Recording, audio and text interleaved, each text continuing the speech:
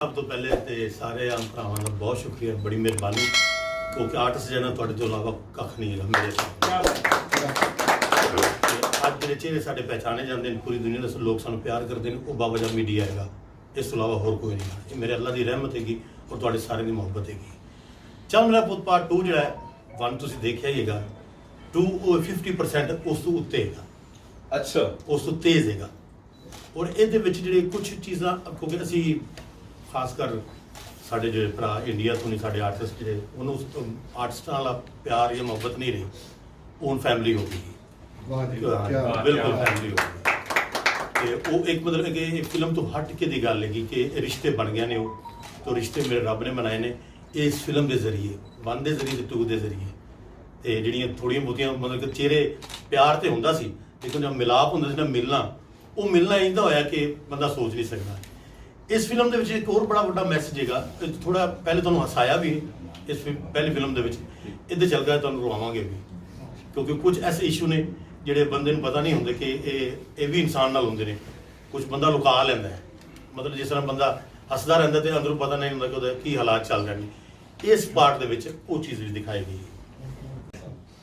इस पार्ट ਵਿੱਚ ਅਸੀਂ ਦੇਖਿਆ ਰੂਬੀ ਅਨਮ ਸਾਹਿਬਾ ਦੇ ਨਾਲ ਜਨਾਬ ਜ਼ਫਰ ਖਾਨ ਸਾਹਿਬ, ਉਧਰੋਂ ਅਸੀਂ ਦੇਖ ਰਹੇ ਹਾਂ ਜਨਾਬ ਤੁਸੀਂ ਸਾਡੇ ਬੜੇ ਫੇਵਰਿਟ ਔਰ ਗੈਰੀ ਸੰਧੂ ਸਾਹਿਬ ਨੂੰ ਪਾਇਆ।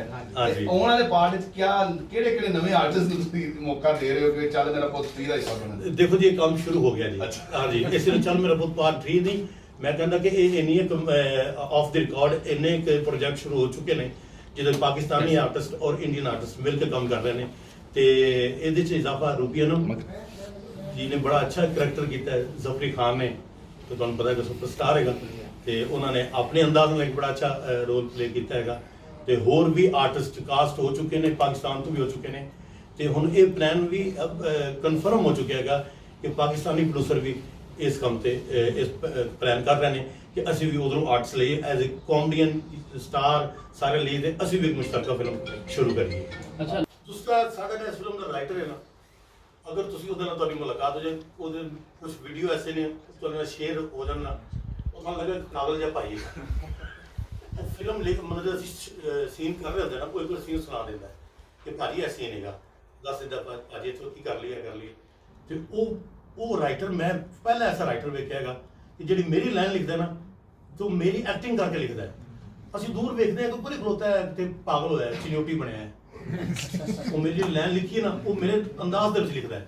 ਜ਼ਫਰ ਦੀ ਲਾਈਨ ਲਿਖੀ ਨਾ, ਮੈਂ ਵੇਖਿਆ ਕਿ ਉਧਰ ਪਰੇ ਕਰ ਐਂ ਕਰ ਰਿਹਾ, ਐਂ ਕਰ ਰਿਹਾ, ਐਂ ਮੈਂ ਕੀ ਹੋਇਆ ਤੇ ਭਾਜੀ ਜ਼ਫਰ ਦੀ ਲਾਈਨ ਲਿਖ ਰਿਹਾ ਤੇ ਉਹਨਾਂ ਨੂੰ ਕਿੰਨਾ ਇੰਨਾ ਇਨਵੋਲਵਮੈਂਟ ਹੈ। ਉਹਦੇ ਫਿਲਮ ਜਿਹੜੀ ਹੈ ਨਾ, ਇਹ ਸਾਡੇ ਸਾਰਿਆਂ ਦੀ ਹੈਗੀ, ਇਹ ਇਕੱਲੇ ਬੰਦੇ ਦੀ ਫਿਲਮ ਨਹੀਂ ਹੈਗੀ। ਇੱਕ ਤੇ ਕਹਾਣੀ ਸਾਡੇ ਸਾਰਿਆਂ ਦੀ ਹੈਗੀ, ਠੀਕ ਹੈ, ਕਿਉਂਕਿ ਉਸ ਤੋਂ ਮਤਲਬ ਫਿਲਮ ਤੇ ਬਣਦੀ ਹੀ ਬਣਦੀ। ਫਿਲਮ ਨੂੰ ਫਿਲਮ ਦੇ ਨਜ਼ਰੀਏ ਨਾਲ ਵੇਖਣਾ ਚਾਹੀਦਾ ਹੈ।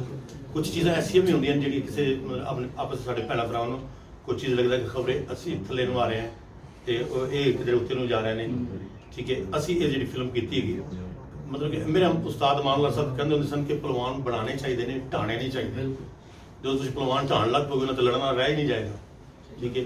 ਇਹ ਬਰਾਬਰੀ ਦੀ ਸਤਾਤ ਫਿਲਮ ਹੈਗੀ, ਠੀਕ ਹੈ। ਅਸੀਂ ਜਿਸ ਤਰ੍ਹਾਂ ਕੰਮ ਅਸੀਂ ਕਿਉਂਕਿ ਅਸੀਂ ਜਿਸ ਤਰ੍ਹਾਂ ਸਾਰਿਆਂ ਨੇ ਕੰਮ ਕੀਤਾ ਨਾ ਇਸ ਫਿਲਮ ਦੇ ਵਿੱਚ, ਇਹ ਮਤਲਬ ਤੁਹਾਨੂੰ ਇਸ ਗੱਲ ਦਾ ਪਤਾ ਹੈਗਾ कि कोई भी चीज़ हर चीज़ एक सीन भी किया ना तो सिर जोड़ के किया है कि भाजी इतों इंज कर लीए, भाजी इतों इंज कर लीए, ए भाजी तुसी कर लो, ए भाजी असी कर लीए, उन्होंने कहा भाजी तुसी ऐ कर लो।